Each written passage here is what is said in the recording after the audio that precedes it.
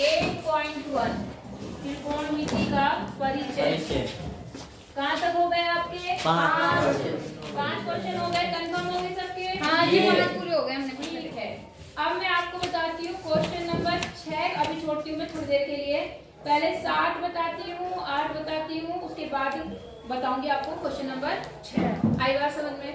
क्योंकि इसलिए बताना चाह रही क्योंकि जो 6 और 7 को 7 और 8 क्वेश्चन है वो भी सेम टू सेम वैसा ही है जैसे अभी तक आपने किया है।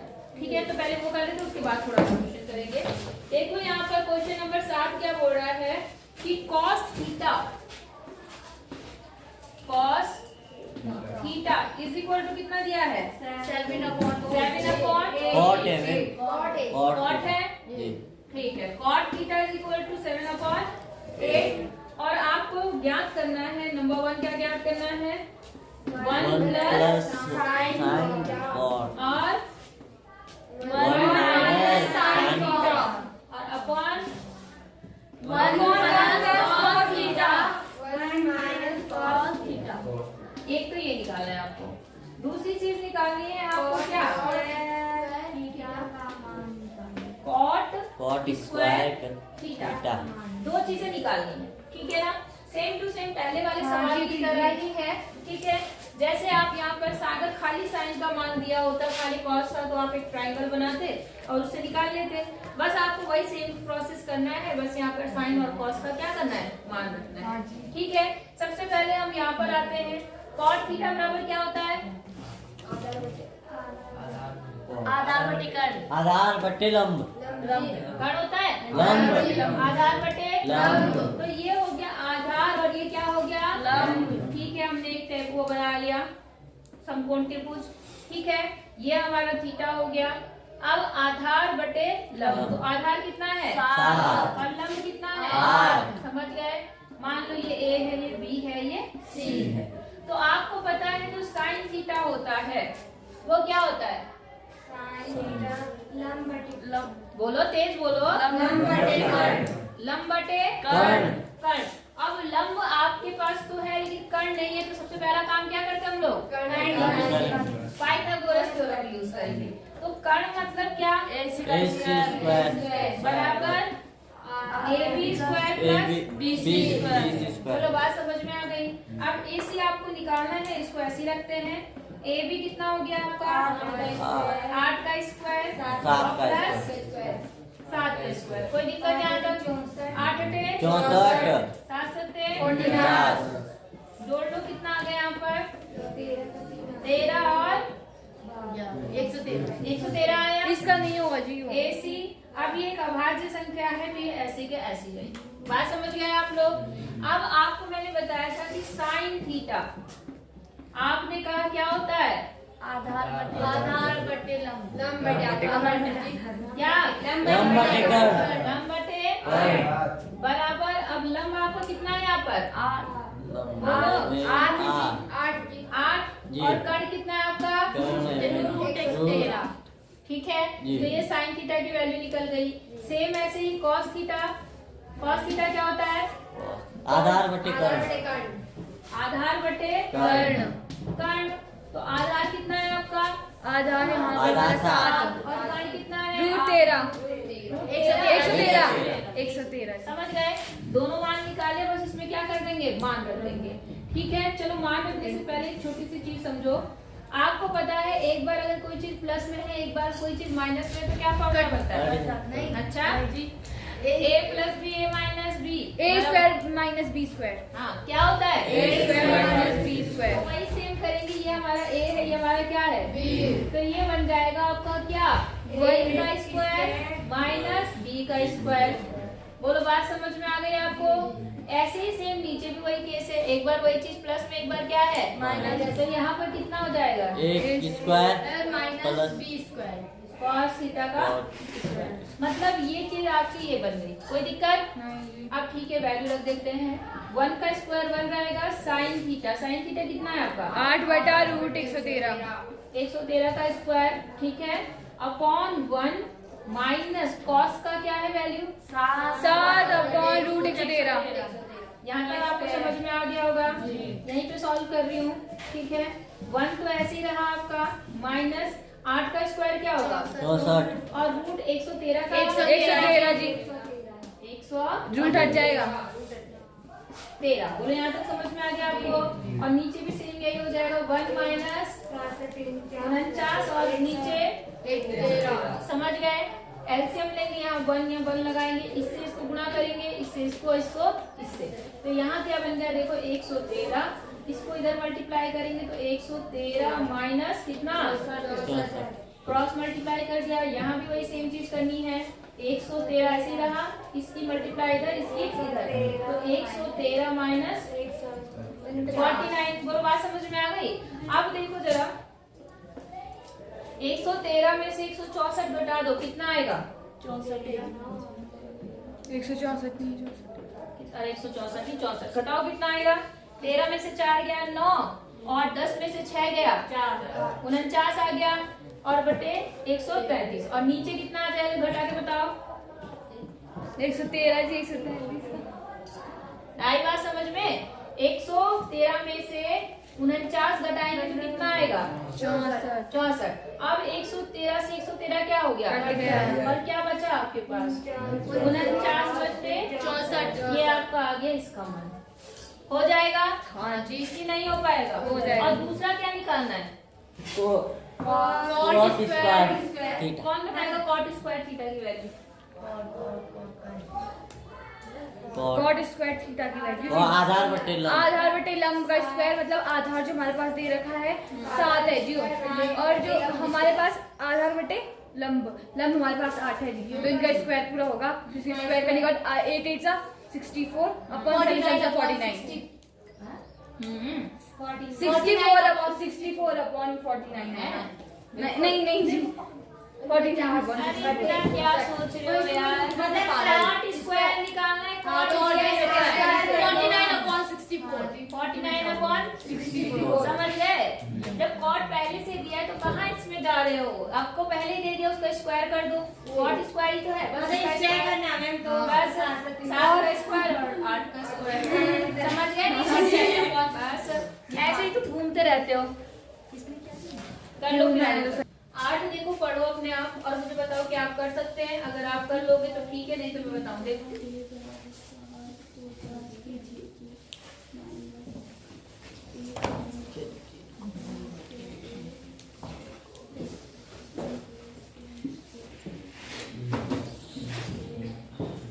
बोलो 8वें क्वेश्चन में भी देखो क्या दे रखा आपको?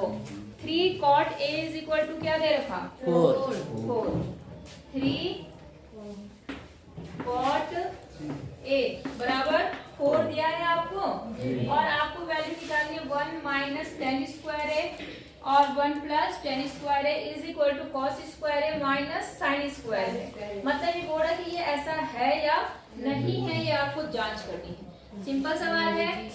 पहले आप यहाँ से cot है ना यहाँ पर, तो cot की वैल्यू कितनी आ जाएगी?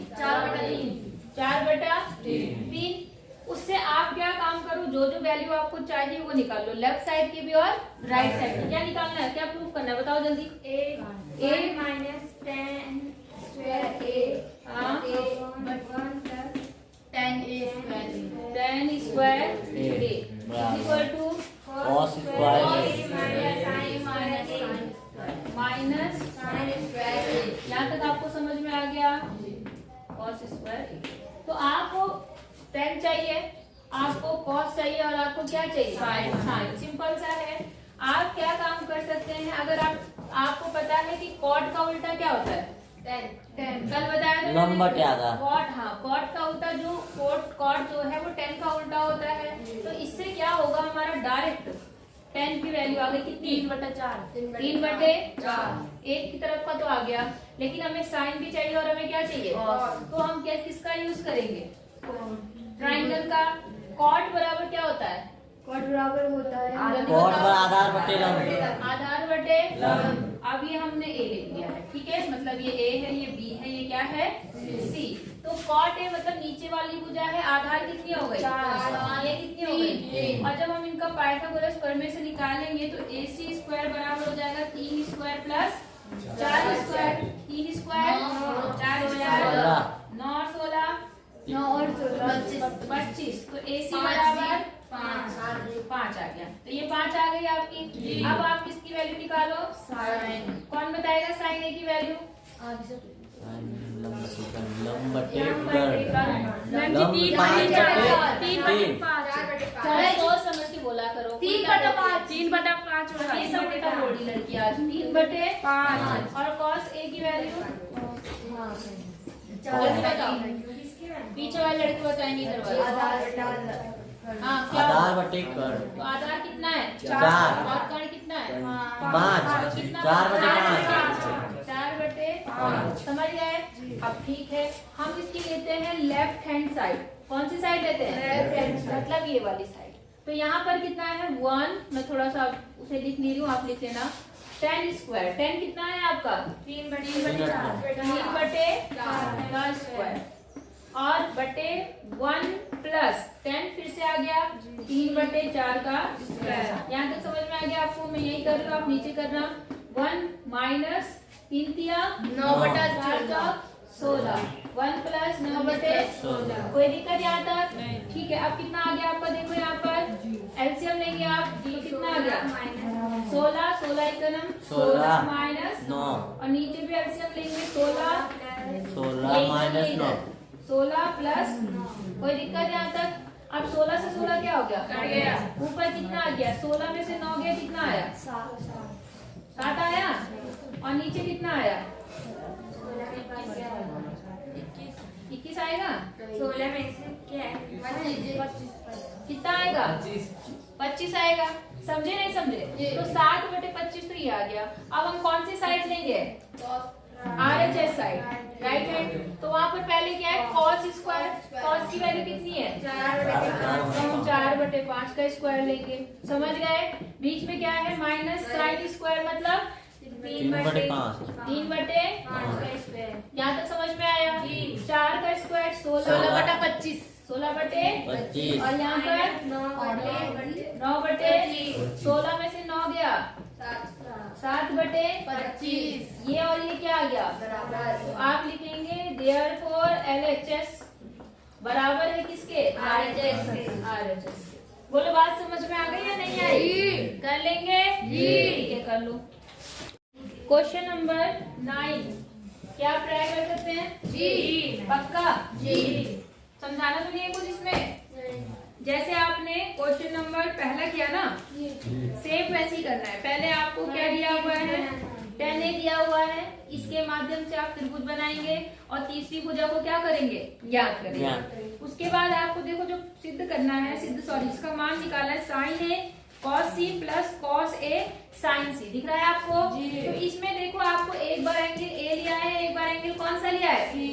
तो बस उसके आधार पर आपको लंब और आधार में देखना है कि कौन सी लंब बनेगी, कौन सी आधार भुजा बनेगी। समझ गए? कल बताया था, अच्छे से याद हो गया आपको? हो जाएगा? चलो कोशिश खुद करना, मैं 6 बताती हूँ फिर आपको। ठीक है, स्टार्ट करें। क्वेश्चन नंबर 6 देखो क्या कह रहा है कि A और B न्यून कोण आपको पता है जो 90 से कम होते हैं। बिल्कुल। जहां आपको क्या दिया हुआ है कि cos A बराबर किसके? cos B। तो दिखाना है, क्या दिखाना है? एंगल A बराबर एंगल B। हाँ, दिखाना है या सिद्ध करना है कि एंगल A किसके बराबर है? Angle B। तो बात समझ में आ गई? ठीक है, पहले हम एक त्रिभुज बनाते हैं। बना ले त्रिभुज। आप देखो cos A और B लिया है, तो मैं ये A यहाँ मान लेती हूँ, B ये मान लेती हूँ, इसको क्या मान लेती हूँ? कोई दिक्कत? ठीक है। अब पहले हम इस एंगल की बात करते हैं। cos A की वैल्यू निकालती हूँ मैं। किसकी निकालती हूँ? cos A। इसके अनुसार cos A की वैल्यू कौन सी भुजा होगी? कितना बटे कितना? cos A आधार बटा करेंगे। आधार क्या है यहाँ पर? आधार यहाँ है, ये CA या AC बटे कर्ण कितना है आपका? AB या BA। इतनी बात समझ में आ गई? अब आप ले लो क्या? cos B, जैसे अभी आपको मैंने 9 क्वेश्चन बोला करने के लिए, उसमें भी सेम यही चीज करनी है आपको। B फॉर ये वाला एंगल है, तो अब आधार भुजा कौन सी हो जाएगी? BC। और इसकी वैल्यू क्या हो जाएगी यहाँ पर? BC। आधार BC हो गया और कर्ण तो आपका कितना रहा? BA। यहाँ तक समझ में आया? अब चूंकि आपको ये चीज आपको क्या है? B है, क्योंकि cos A किसके बराबर है? cos B। दिया है आपको तो हम वैल्यू रखते हैं, यहाँ से cos A की वैल्यू रखते हैं, यहाँ से cos B। तो cos A की वैल्यू क्या है? cos CA बटे BA B। और यहाँ से क्या है? BC बटे BA। यहाँ तक समझ में आया आपको? आप देखो नीचे यहाँ भी BA है, यहाँ भी BA, BA से BA क्या हो गया? CA बराबर BC। अब जरा इसमें आ जाओ, CA क्या है आपका? ये, और BC क्या है आपका?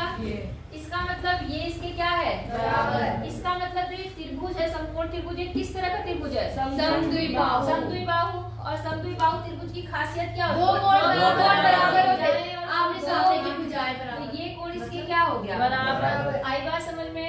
आप लिखेंगे CA बराबर BC, अतः त्रिभुज, कौन सा त्रिभुज? ABC। नाम बताओ। ABC। एक क्या होगा? समद्विबाहु। बाहु त्रिभुज होगा, हाँ या ना? अतः क्या, कौन सा कोण? कोण A किसके बराबर होगा? कोण B। और हेंस प्रूफ। बोलो बात समझ में आई या नहीं आई? हो जाएगा? आए समझ में? नहीं आया? पक्का बोलना। ओके। क्वेश्चन नंबर 10 देखो, इसमें क्या कह रहा? PQR त्रिभुज PQR में जिसका कोण Q क्या है? समकोण। त्रिभुज है आपके पास PQR कोण Q क्या है उसमें? समकोण है, ठीक है। जिसमें आपको PR प्लस QR, PR कहाँ है आपकी? PR मतलब ये वाली भुजा, और प्लस QR मतलब ये वाली भुजा। इनका योगफल आपको दिया हुआ है कितना? 25, ठीक है। और PQ कितना दिया है आपको? 5 सेंटीमीटर। तब आपको वैल्यू निकालनी है sin P, cos P और tan P। तो ये तो आप तब निकाल ही लोगे अगर आपके पास तीनों भुजाएं पता चल जाए, हाँ या ना? पता चल जाएगी, सिंपल है। क्योंकि इन दोनों का योगफल कितना है? 25। तो मैं इसको एक को क्या मान लेती हूँ? तो दूसरी कितनी होगी? 25 प्लस बोलो। x x प्लस 25 होगी। सुनो मेरी बात, मान लो इन दोनों का योग 25 ही है, ठीक है। उसमें से ये 10 है, तो ये कितनी हुई? 15। क्या करके आया? किसमें से किसको? 25 में से 25 माइनस 25 माइनस कितना? 25 माइनस x। तो यहाँ पर ये भुजा उस केस में क्या हो जाएगी? 25 माइनस x, हाँ या ना? अब सिंपल है, पाइथागोरस थ्योरम यूज करना, इसका स्क्वायर बराबर इसका स्क्वायर प्लस इसका स्क्वायर करना। तो उसके बाद जब आप पूरी इक्वेशन को सॉल्व करोगे, x आएगा, उसमें x का मान निकालना, जहाँ x का मान है ये भुजा मिल जाएगी, ये भुजा, फिर इन सबका मान निकाल सकते हो। बोलो समझ में आई बात? तो कोशिश करना, और जब नहीं आएगा तो मुझसे पूछ लेना, ठीक है। और लंच के बाद टेस्ट के लिए तैयार रहना।